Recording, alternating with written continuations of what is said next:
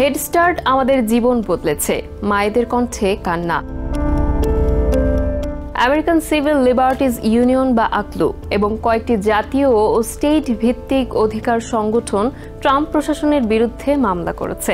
এতে অভিযোগ করা হয়েছে আমেরিকার দরিদ্র ও প্রান্তিক শিশুদের জন্য চালু হওয়া হেড স্টার্ট প্রোগ্রামকে বেআইনিভাবে দুর্বল করার পরিকল্পনা করছে প্রশাসন। ওয়াশিংটন স্টেটে ফেডারেল আদালতে গত 28 এপ্রিল দায়ের করা মামলাটি কয়েকটি স্টেটের হেড স্টার্ট অ্যাসোসিয়েশন ও অভিভাবক গোষ্ঠীর পক্ষে করা হয়েছে।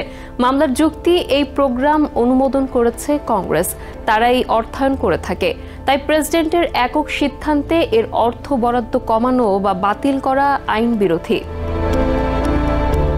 হেড স্টার্ট কি? 1965 সালে প্রেসিডেন্ট লিন্ডন বি জনসনের ওয়ার অন পভার্টি উদ্যোগের অংশ হিসেবে হেড স্টার্ট চালু হয়।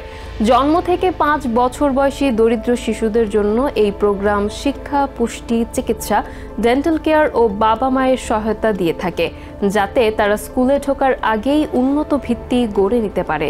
প্রতি বছর প্রায় $12 বিলিয়ন বাজেট নিয়ে পরিচালিত এই প্রোগ্রামটি আমেরিকা জুড়ে প্রায় 1 মিলিয়ন শিশুকে সেবা দেয়। মামলার তথ্য মতে অংশগ্রহণকারীদের প্রায় 30% বাস করে গ্রামীণ এলাকায়। প্রশাসনের বিরুদ্ধে একতরফা সিদ্ধান্তের অভিযোগ।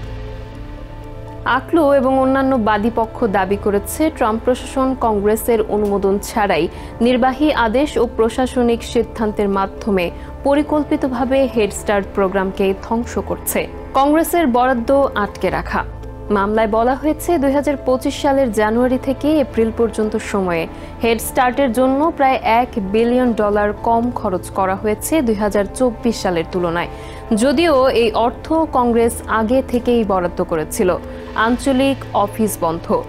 চলতি মাসের শুরুতে হঠাৎ করে হেড স্টার্টের অর্ধেক আঞ্চলিক অফিস বন্ধ করে দেওয়া হয়েছে এবং অনেক কর্মীকে ছাঁটাই করা হয়েছে, যার ফলে সেবা ব্যাহত হচ্ছে। ডাইভার্সিটি ও ইনক্লুশন নিষিদ্ধ। প্রশাসন DEI কার্যক্রমের উপর নিষেধাজ্ঞা জারি করেছে, যা হেড স্টার্টের মূলনীতি ও সেবা দেওয়ার শর্তের সঙ্গে সাংঘর্ষিক। 2026 বাজেটের সম্পূর্ণ বাতিলের পরিকল্পনা। দ্য নিউ ইয়র্ক টাইমসের পর্যালোচনা করা একাধিক খসড়া নথি অনুযায়ী 2026 সালের বাজেটে হেড স্টার্ট পুরোপুরি বাতিলের প্রস্তাব আনা হতে পারে। যদিও হোয়াইট হাউস জানিয়েছে এখনও কোনো চূড়ান্ত সিদ্ধান্ত হয়নি এবং কংগ্রেসের অনুমোদন ছাড়া কোনো পরিকল্পনা বাস্তবায়ন সম্ভব নয়। তবুও উদ্বেগ দূর হয়নি। ওয়াশিংটন স্টেট হেড স্টার্ট অ্যাসোসিয়েশনের নির্বাহী পরিচালক ডক্টর ক্যারেন হুয়ারেজ বলেন, হেড স্টার্ট বিলুপ্তির শঙ্কা শুনেই দেশের হাজারো পরিবার আতঙ্কিত। সংবিধান লঙ্ঘনের অভিযোগ। মামলার কেন্দ্রে রয়েছে আমেরিকার সংবিধানের ক্ষমতার বিভাজন নীতির লঙ্ঘন, অর্থাৎ কংগ্রেস অর্থ বরাদ্দ করে এবং প্রশাসন তা বাস্তবায়ন করে। প্রেসিডেন্ট একতরফাভাবে কংগ্রেস অনুমোদিত কর্মসূচি বাতিল বা পরিবর্তন করতে পারেন না। ইম্প্যাক্ট ফান্ডের আইনজীবী লরি রিফকিন বলেছেন, হেড স্টার্ট কোনো অস্থায়ী উদ্যোগ নয়, এটি আইনসম্মতভাবে প্রতিষ্ঠিত প্রোগ্রাম। এর মৌলিক কার্যক্রম বা উদ্দেশ্য একতরফাভাবে পরিবর্তন করা বেআইনি। ক্ষতিগ্রস্ত পরিবার ও কর্মীরা। ওয়াশিংটন স্টেটে এক শিশু সেবা প্রতিষ্ঠান হঠাৎ করে বন্ধ হয়ে যায় অর্থ সংকটে। ওরেগন স্টেটে হেড স্টার্ট কর্মীদের কয়েকজনকে বেতন ছাড়াই ছুটি নিতে হয়েছে। আমেরিকা জুড়ে অনিশ্চয়তা, কর্মী সংকট ও ভবিষ্যৎ শঙ্কায় জর্জরিত হচ্ছেন অনেকে।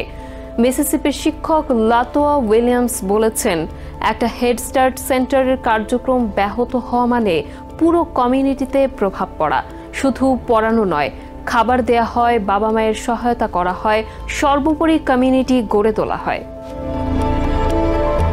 রাজনৈতিক প্রেক্ষাপট। প্রেসিডেন্ট ডোনাল্ড ট্রাম্পের দ্বিতীয় মেয়াদে নির্বাহী ক্ষমতার ব্যবহার নিয়ে একের পর এক বিতর্ক তৈরি হচ্ছে। অভিবাসন নীতিমালা থেকে শুরু করে সরকারি ব্যয় নীতি পর্যন্ত প্রশাসন বারবার কংগ্রেসকে পাশ কাটিয়ে সিদ্ধান্ত নিয়েছে এবং নিতে যাচ্ছে। হেড স্টার্ট সংক্রান্ত এই মামলাটি সেই বৃহৎ পরিসরের রাজনৈতিক বিরোধের অন্যতম উদাহরণ হয়ে উঠতে পারে। কিন্তু হাজারো দরিদ্র পরিবারের কাছে এটি কেবল একটি সাংবিধানিক বিতর্ক নয়, এটি বেঁচে থাকার প্রশ্ন। মামলায় জড়িত ক্যালিফোর্নিয়ার মা মারিয়া টরেস বলেন, হেড স্টার্ট তার ছেলেকে জীবন দিয়েছে। এই প্রোগ্রাম না থাকলে তারা কোথায় যেতেন জানেন না। আদালতে মামলার শুনানি শুরু হলে আমেরিকার শিক্ষা ও অধিকার বিষয়ক সংগঠনগুলো নিবিড়ভাবে তা পর্যবেক্ষণ করবে।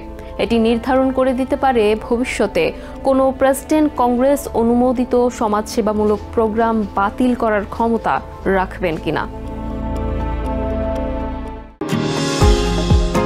নিউ ইয়র্ক থেকে সম্প্রচারিত TVN 24 টেলিভিশন বিশ্বজুড়ে বাঙালির কণ্ঠস্বর।